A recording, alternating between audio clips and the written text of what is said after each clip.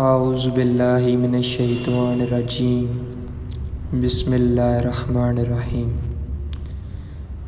عبداللہ بن یوسف، ملک ہاشم بن عروہ ام المومنین حضرت عائشہ رضی اللہ تعالیٰ عنہ سے روایت کرتے ہیں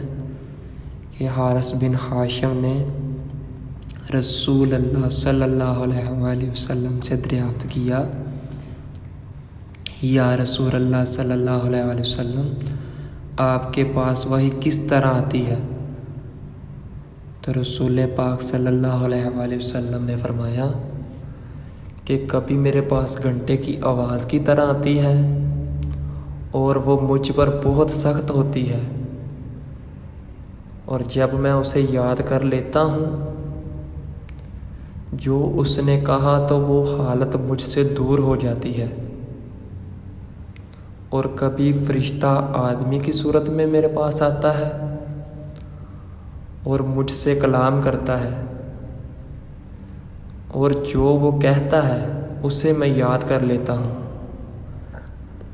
حضرت عائشہ رضی اللہ تعالیٰ عنہ نے بیان کیا،